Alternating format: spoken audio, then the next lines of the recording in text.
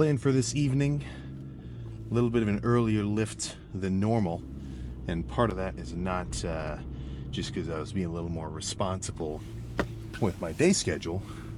Part of that is just because freaking gym closes early tonight. 6. Ludicrous. Absolutely freaking ludicrous. But what are you gonna do? What are you gonna freaking do? So, plan for back. The last couple of back days have all been very pull down focused, not so heavy on the rowing side of things. So I think I'm gonna go ahead and take that into account.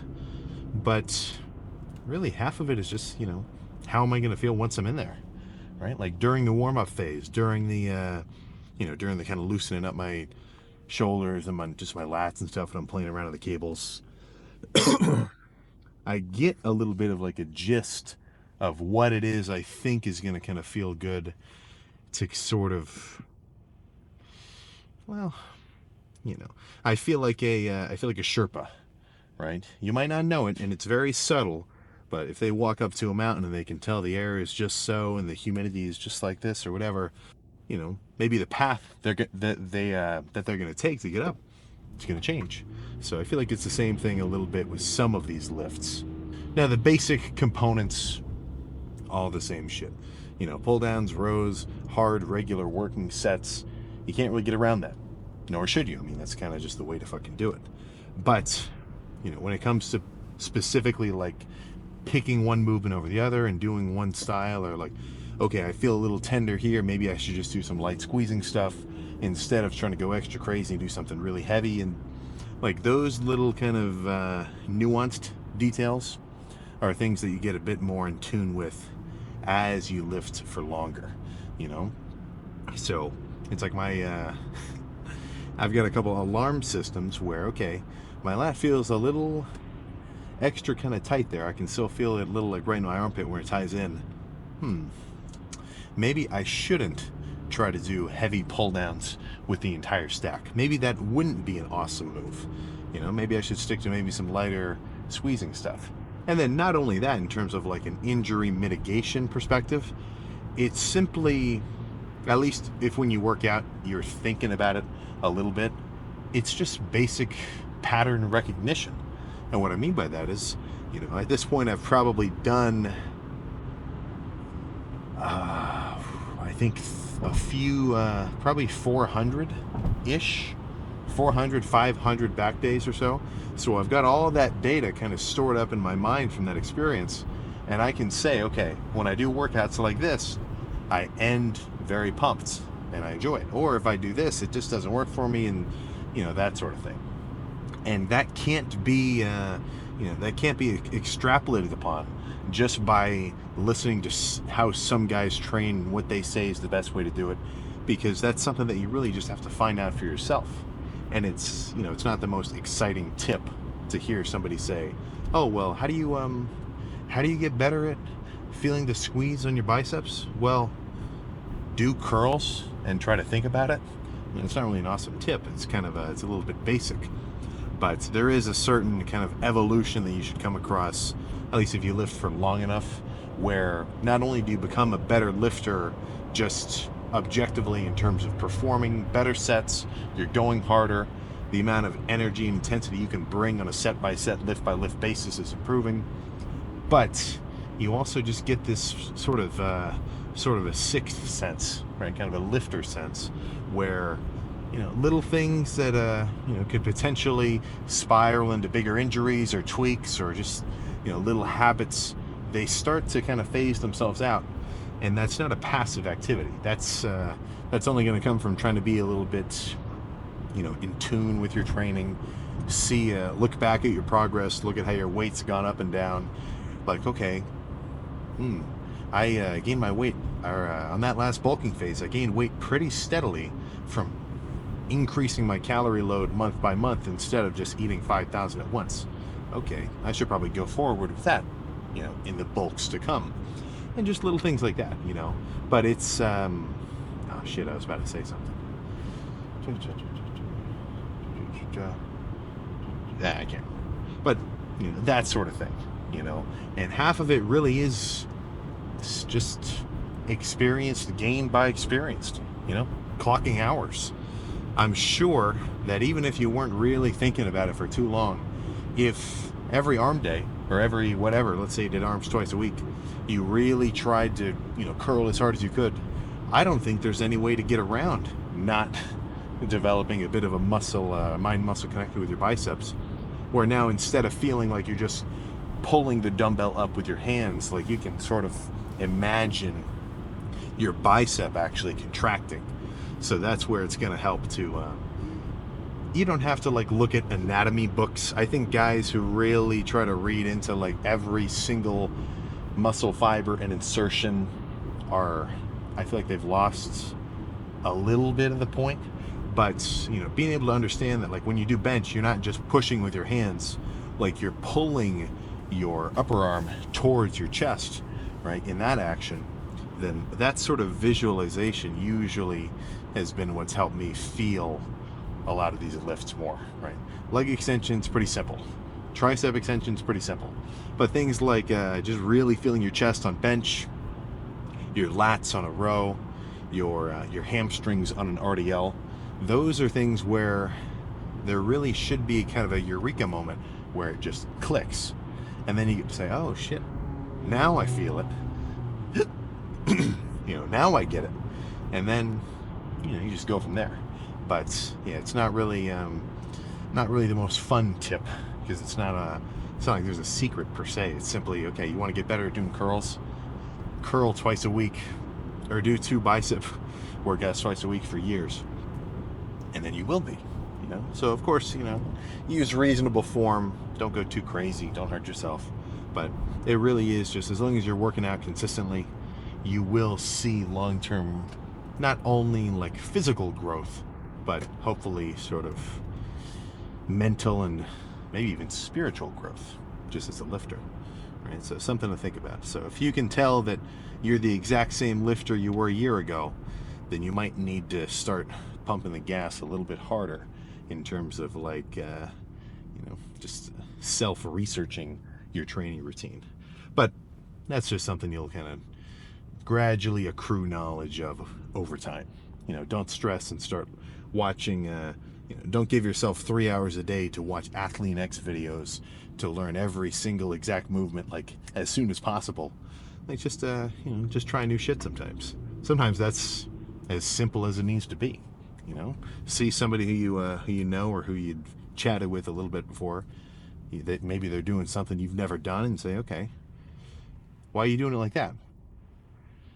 Not in like a, not in like an accusational kind of way, but like, you know, where do you feel this? And like, how do I, you know, try the same thing, monkey see, monkey do kind of situation. And before you know it, you've got a new single arm pullover variation, which you can feel the hell out of in your lats, which you weren't doing before.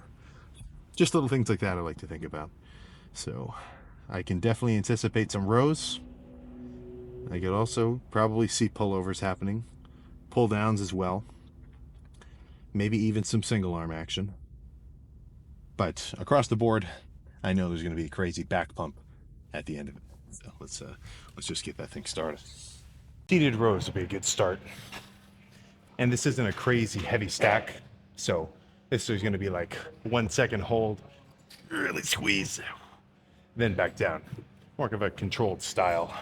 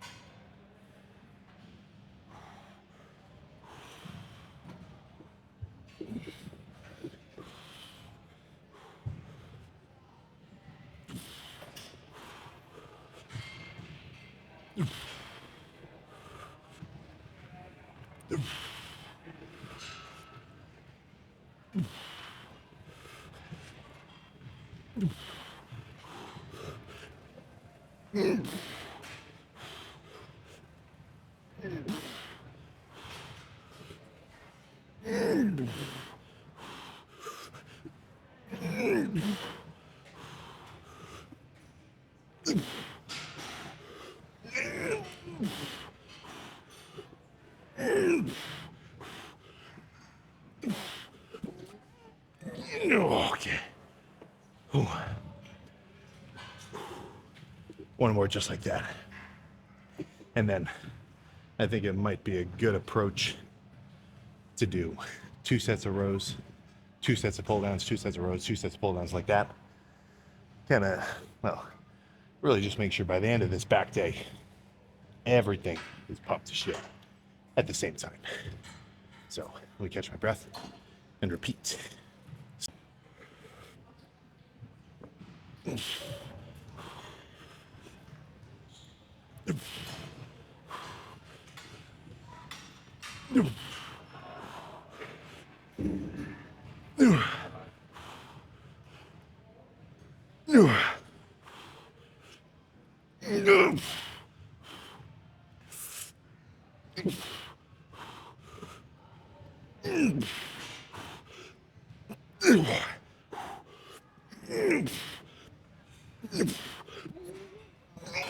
Okay.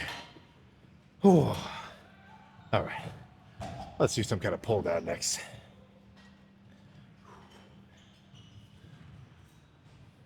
Might even just do it right here. No need to leave. A little 2-in-1 situation.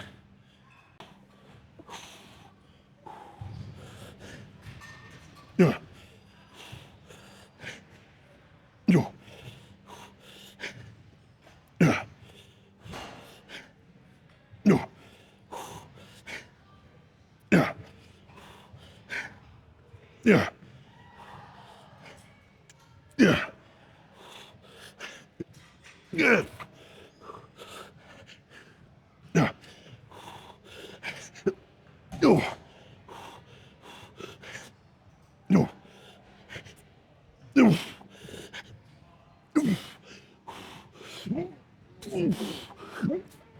Okay. Oh.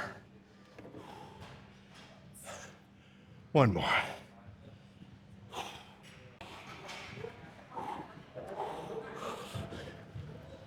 No.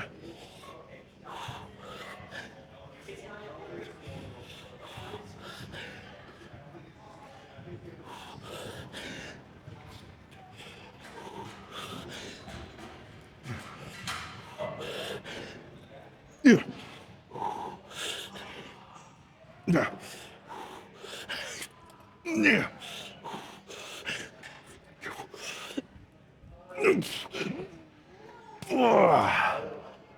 Oh. Okay. Time for a row.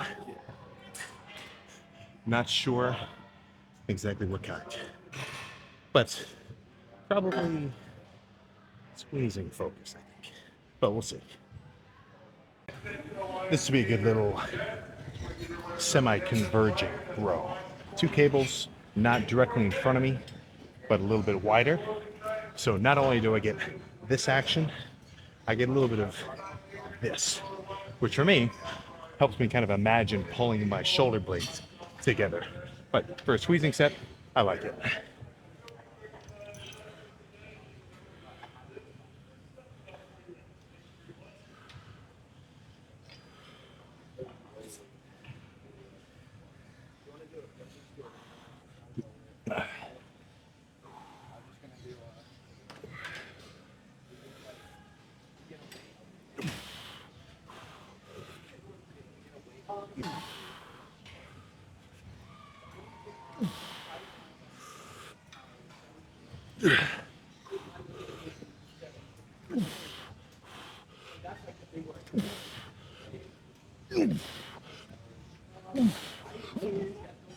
Okay. Let's drop it. That was actually a little too heavy. But one more of these, then back to something light focused.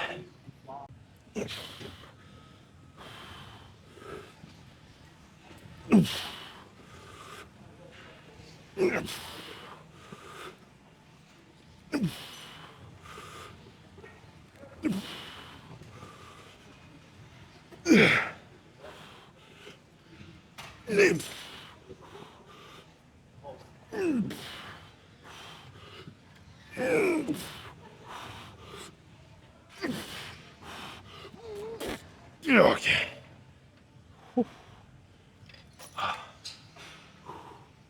That was good. And then one more thing I like about that, or one more thing I think about when I'm doing these, is I might supinate my hands a bit in the stretch, but as I pull in, wait, no, pronate? Well, either way, as I pull towards the squeeze position, I like to turn my palms up. Just takes less form, or gives me less form engagement. But let's I think let's go over there, grab some cables for something. Okay, so for whatever reason, and I don't remember exactly where from, but I feel like I just saw somebody doing something pretty much exactly like I do with the long D handles, where I lean forward with a big stretch and then lean back for a squeeze. But they're doing it underhand with a bar like this. And after doing a feeler rep, I think this would be a good set. So a little bit of a way to change it up, doing an underhanded kind of something, but still all lats. Like I'm not going to try to do like a bicep bias pull down like I do sometimes.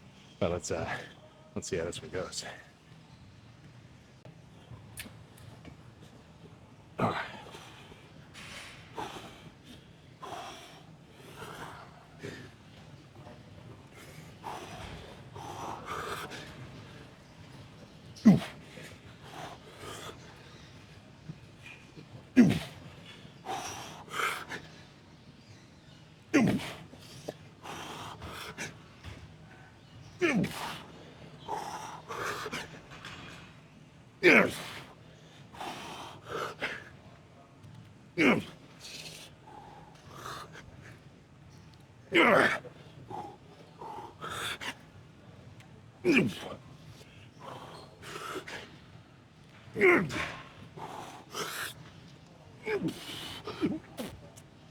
Okay.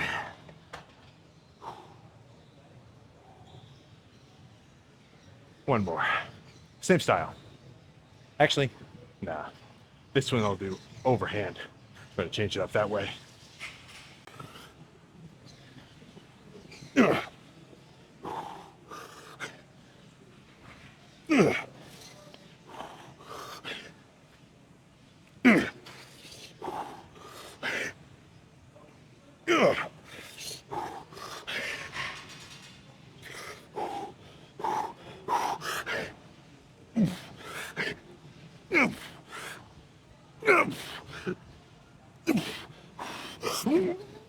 Oh my gosh, okay.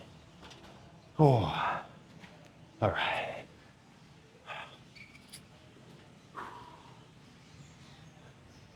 I think a set of pullovers will be good. And then that'll be it. That'll put me in. Yeah? Actually, wait, no. Look, how many sets have I done?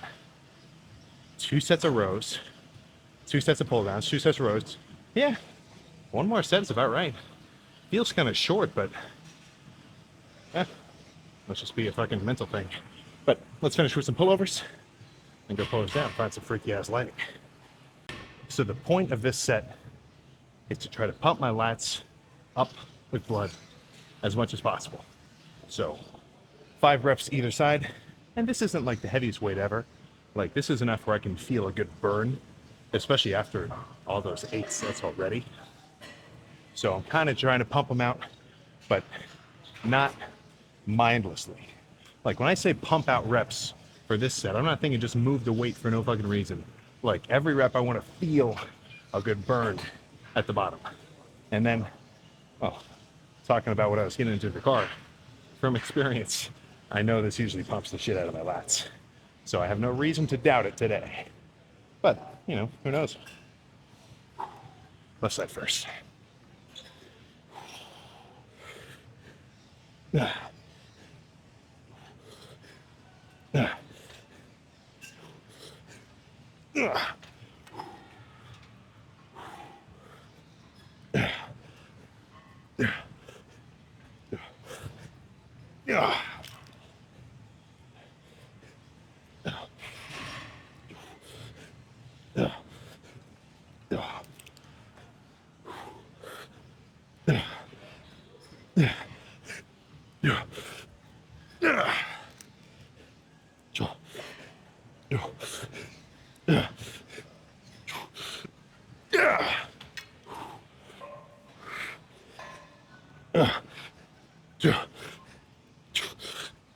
Okay, one more. Okay.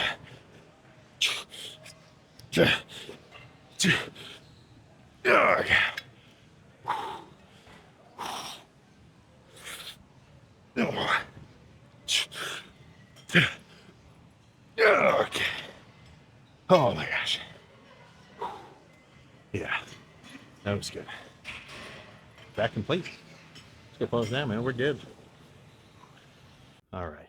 That was a very good lift. And I'm not talking about any specific details. I just mean that was a good lift altogether. And you know what I think helped? No phone. Did no phone this lift. Now, of course, I was playing around on something.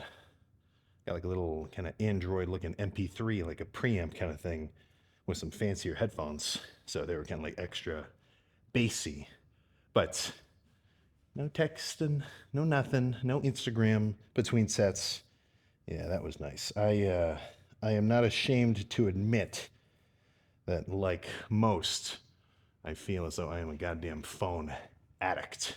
So I'm gonna try to disassociate from that, crash my screen time.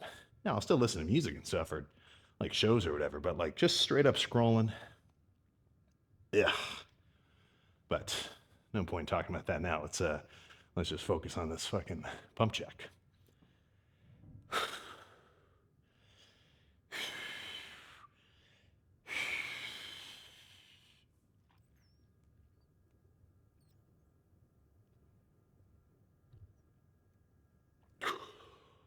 Oh.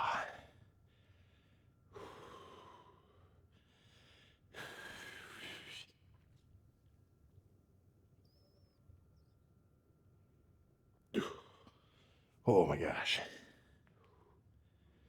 Do a little Kevin Levrone style.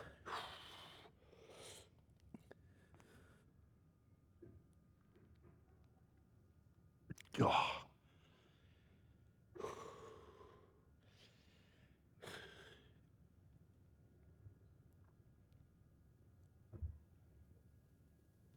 Oh. Oh my goodness. Okay. What else is there even? Not much, but holy crap. This deficit is fucking working. And I mean, I guess I'm not surprised, but the reason why I say that is like no posing, no nothing, just a good separation between midsection, lats, these fancy pants, gill looking serratus type deals, pecs, and everything else. And I'm not even halfway there. You know, the plan for this dieting phase is into like late February. That's around the proposed competition time. So, woo, very good. And I'm not really stressing either because I've been leaner than this consistently. Or I mean, not for like a long time, but like I've gotten leaner than this. So I've gone through the process of trimming down enough where it's like, you know, it's not a question that I'm able to do it. It's just a question of how long is it going to take.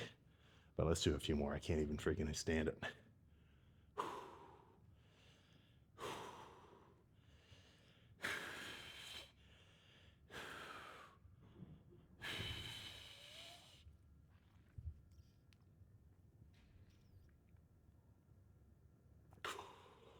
Oh my gosh.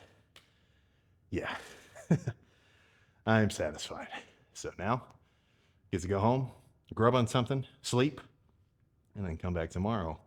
Repeat the same shit, except that'll be for arms. So let's get in the car. All right. I might be nitpicking here, you know, because I do know that it's a beloved classic. But I watched The Godfather yesterday, the first one. I got one critique, man. Where was the Rizzler? You know, like what the hell? I kind of thought that was like the whole thing. Maybe that's just a director's cut. But no, it was in all seriousness, no. You know, in all seriousness, though, it was good. It was classic. I'm trying to getting back into the no phone. I'm trying to reduce my scrolling and just if I am gonna sit and watch something, then you know I want it to be like a movie, so I can kind of expand my media knowledge rather than, keep track of all the random Twitch streamer crash outs that TikTok and YouTube Reels and Instagram Shorts, or no, Instagram Reels, YouTube Shorts loves to show me. Yeah, that stuff is probably not awesome for my brain and for anyone's. But either freaking way, good lift. Really, I mean, very actually methodical is not the right word. Very specifically executed reps today. That's what I meant to say. None of those sets were really too nasty or brutish or like throwing the weight all over the place. I think it was all pretty much controlled. And the benefit of that is that comes with a really awesome squeeze and kind of burn, and I know the squeeze isn't getting that much love right now. Everybody's freaking out about making sure you got the perfect stretch, and yes, obviously get a deep stretch, but don't forget that stretch is simply the yang to the yin that is the squeeze. So if either one of those are missing, then you're probably not gonna have an awesome set. There are some exceptions. There are a few exceptions. Actually, only one comes to mind. And that's sometimes I do this shit with a dumbbell where I kind of drag it across my my hips. Like I'm holding two dumbbells here. Imagine they're right in front of my legs. And I pull one upward like that, kind of as a chest squeezing thing. But that's not a complete movement. Because sure, it has a crazy squeeze, but not really much of anything in the stretch department. So, for the most part, try not to fall for this random in and out, because it's always just waves of new, okay, let's make this seem like it's extra special, or let's focus on this part. It's yeah, come on, go hard, get a pump, take some photos, or do a little posing video for some historical value to be able to look back on and see how far you've come. Go home and chill, and just repeat the process. Now, I know that's putting it a little simpler than I was talking about in the car, how you want to work on getting smarter and better about it. But if you're not having fun when you're doing this shit, then you're not going to have that kind of internal drive to want to get better at it. So it's almost like diligence with your training as well as enjoyment of your training have to kind of go hand in hand. So, we're going to see it. Everybody and their mom, and I'm not saying this in a bad way, of course. I think it's good that everybody jumps into the gym come January 1st. But everybody and their mom is going to give themselves a workout routine or try to jump into it too hard and set the bar to a level which isn't actually conducive with easing into a new kind of lifestyle change, where it just isn't cohesive with fucking consistency. It's just there is a value to understanding okay, I want to get to a point where I can work out 5 days a week, no question. And I can do that on repeat. But it takes a little bit to get there. You're not just going to immediately jump from zero gym exposure at all to now on a 6-day week, push-pull legs, freaking grind. There is kind of a scaling up from zero that you have to go through. But it doesn't take that long, The problem is if you try to jump from 0 to 100 instantly, it's too much. You're out of what, and I didn't come up with this, I'm just referencing something I've seen before. You're kind of putting yourself outside of this comfort zone, So what I mean by that is you could essentially think about you could say effort, consistency, intensity, whatever. The amount of energy and time that you're putting into something. If you start at 0, obviously you have to put in some to get ahead of 0, right? But if you try to go full throttle to 100, that's going to be outside of this little range, right? This little pathway where, okay, that's too much to do at level 0 or at day 0. I'm not going to be able to keep doing this, and I'm not going to enjoy doing it. It's just too much. So there is a certain scaling to think about. So what I'm trying to say is every day push yourself to a degree of uncomfortability which you can come back from, recover, and then go harder the next time, right? So not only progressively overload your weight in your training, but also basically progressively overload your, ability to train for longer periods of time. Because in the beginning, dude, that can be a fucking reasonable battle getting to the gym at all. So it's almost like, okay, I was able to go to the gym 3 times a week for the last 2 weeks. Let's add a day. All right, I've been doing 4 for a while, pretty easy. Okay, let's add a day. All right, this is probably about right. Let's try to make these lifts a little bit more intense. Let's try to watch some workout videos, not even tutorial videos, but just videos of some other guy who I like working out. Maybe try to copy some shit that he does. Okay, you know, go from a different couple of different sources. Let's say you got a crew of dudes who you know, or just you got to know at the gym. Now you get to talk to them about your training. I mean, it's just you know, it's an upward spiral from there. But you know, you got to accelerate into it. So that's my little shtick there. Right? So it's almost I think it helps to think about your overall kind of goal reaching, as instead of thinking, okay, where am I right now versus where do I want to be? Like, try to get more excited about, okay, where can I be in a month from now? Where can I be in 2 months from now? And what can I do today to make sure that I get there? Because if those small steps are adding up, then it simply does become a waiting game.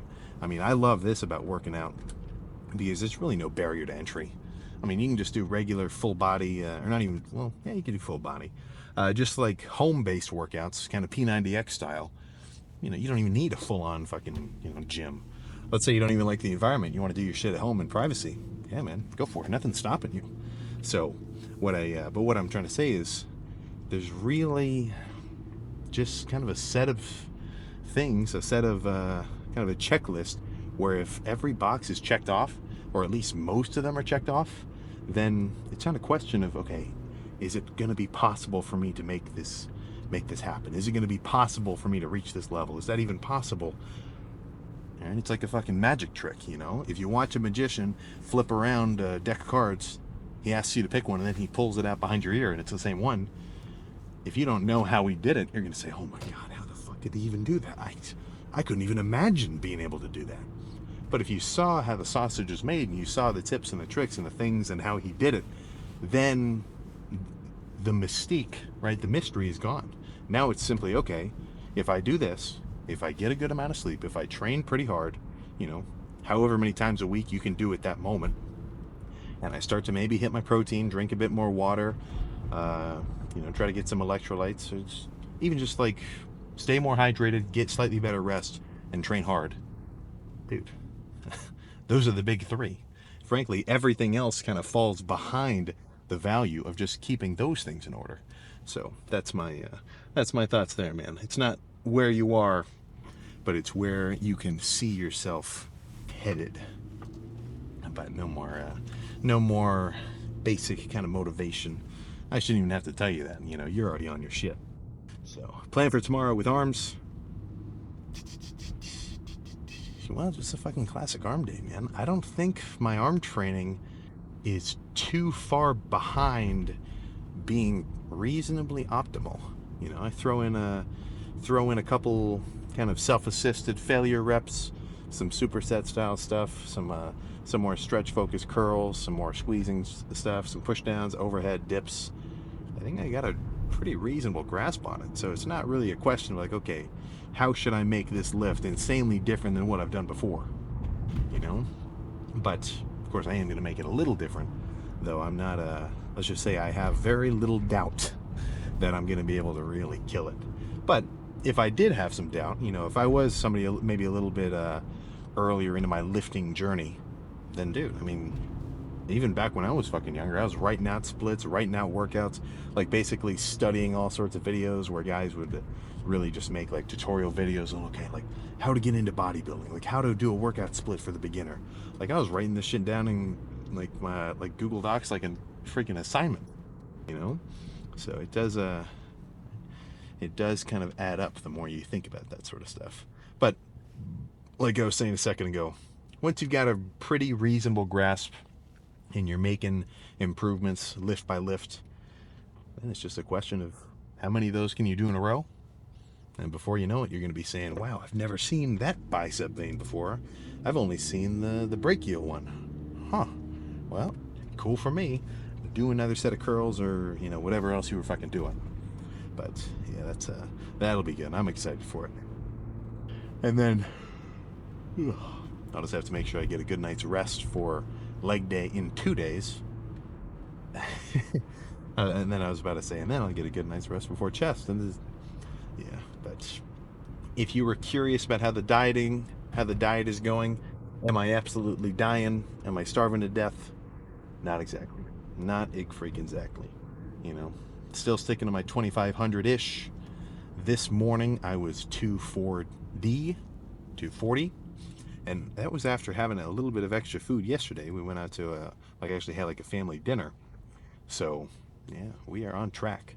And then not only looking at it as a weight-based thing, I mean just visually in the mirror, lift by lift, and I mean like the same muscle group, like this leg day to this leg day, this chest day to this chest day, I'm seeing changes every 4 days. And that's I'm a bit spoiled because I'm at the lower end of the body fat spectrum. So for me to lose a pound of body fat over the course of like 2 weeks, that's a big percentage change. You know, because let's say I had to lose 100 pounds. If I lost 1 pound, I've only seen a 1% body fat improvement. You know, not extremely noticeable. But if I've only got like maybe 10 pounds of body fat that I'm trying to peel off, then if I can lose 1 pound, that's a 10% jump in leanness. So it's, yeah, actually, now that I think about it, it's a pretty rare situation. Usually you've got diminishing returns, where like the leaner you get, the less noticeable it is. But with the dieting side of things, with the body fat, you almost get fucking, well, what's the opposite of diminishing? Improving returns? Well, what I mean there is like, you know, every pound of body fat you can peel off as you get leaner actually becomes more noticeable, and then you get more fucking impressive looking, and you'll start to see even more kind of different changes. You know, when guys say you don't know what you're missing until you get a 6-pack, like, as you know, they say that in a bit of a little bit more of an egotistical kind of fashion, but they are not fucking joking, you know. And it takes a while, depending on where your starting position is. Right, going from where you're at now to like 10% body fat, that can definitely be a challenge. But I think the benefits definitely outweigh the difficulties. But that's, I mean, that's not just for me to say. That's for you to kind of decide for yourself and see if you want to act on it. But obviously not you. I know you got a freaking full-on 8-pack like you're from Jersey Shore. But that's, I think that's all I got. Post-workout meal.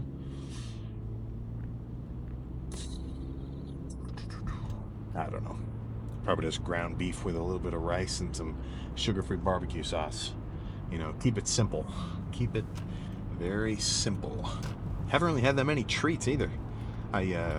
My parents have a bunch of M&Ms in their kitchen, so every time I go to their house, I have a couple handfuls. But apart from that, fuck, man.